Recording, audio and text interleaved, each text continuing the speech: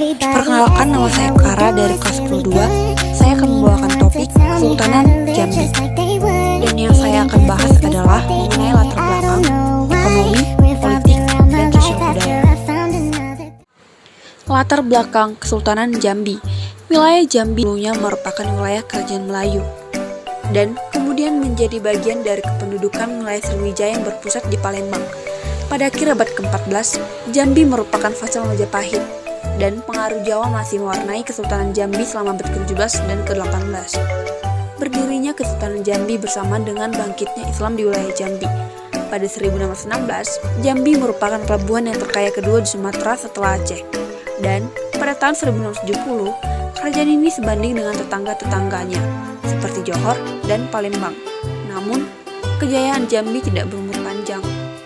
Pada tahun 1680-an, Jambi kehilangan kedudukan sebagai pelabuhan lada utama setelah perang dengan Johor dan konflik internal. Setelah istana kota Jambi dihancurkan Belanda dan Sultan Taha mundur ke pedalaman Jambi, oleh kerabat orang kerajaan Jambi dipilihlah Pangeran Singkat Lengan menjadi Sultan menggantikan Sultan Taha dengan gelar Sultan Ahmad Nazaruddin. Masa itu, Kesultanan Jambi masih mengandalkan ibu kota. Namun, Sultan Ahmad Nazaruddin tinggal di tengah sebuah rumah sederhana dari papan. Pada tahun 1903, Pangeran Ratu Martaningrat keturunan Sultan Taha, Sultan yang terakhir, menyerang kepada Belanda. Jambi kemudian digabungkan dengan Kepresidenan Palembang. Kemudian, pada tahun 1906, Kesultanan Jambi resmi dibubarkan oleh pemerintah Hindia Belanda. Sistem pemerintahan kerajaan dahulu kala yang bercorak Islam ini menggunakan sistem pemerintahan kerajaan atau kesultanan. Ketika pemimpin-pemimpinnya ini merupakan seorang raja, maka pada kerajaan Islam ini sebutan raja tadi diubah menjadi sultan. Sebutan sultan ini berasal dari bahasa Arab yang artinya raja. Sebutan lainnya yaitu diantaranya Maulana Penembahan atau Susuhan. Kemudian, ketika seorang sultan ini ingin mengambil keputusan mengenai segala aspek pemerintahan, maka seorang sultan ini akan meminta saran terlebih dahulu atau nasihat kepada para ulama.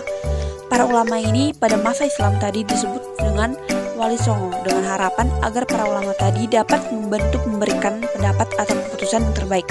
Karena nasihat para ulama ini dipercaya dapat memberikan rahmat bagi setiap keputusan yang diambil seorang sultan. Keadaan sosial. Di sistem sosial, pada kerajaan Islam ini tidak menerapkan sistem kasta. Jadi, semua itu sama termasuk di mata Yang Maha Kuasa. Berbeda dengan kerajaan Hindu-Buddha, kerajaan-kerajaan tersebut terdapat sistem kasta yang membedakan satu golongan dengan golongan yang lain. Sedangkan di Islam ini, tidak ada perbedaan seperti itu. Hal inilah yang menyebabkan Islam ini sangat mudah diterima oleh masyarakat setempat. Selain itu, syarat masuk Islam juga sangat mudah. Sistem ekonomi. Sistem perekonomian pada masa kerajaan Islam ini bergantung kepada perdagangan, terutama di kerajaan-kerajaan Islam di Indonesia yang bercorak maritim. Sehingga cukupan wilayah ini sangat besar dan sangat strategis untuk perdagangan. Dari sini, perdagangan dari luar negeri akan berlabuh dan singgah di Indonesia, kemudian terjadilah aktivitas perdagangan komoditas. Komoditas apa yang diperdagangkan? Yaitu diantaranya rempah-rempah, dan ada perhiasan, dan ada yang lain-lainnya. Keadaan kebudayaan. Kebudayaan Jambi yang sangat dipengaruhi oleh budaya Melayu yang bernafaskan Islam masih kuat berstandar pada adat istiadatnya dan belum banyak dikenal orang. Beragam bentuk kesenian daerah muncul mewakili identitas murni budaya Jambi yang dipengaruhi budaya Melayu yang terdapat hampir di seluruh daratan Sumatera terutama di sepanjang pesisir timur.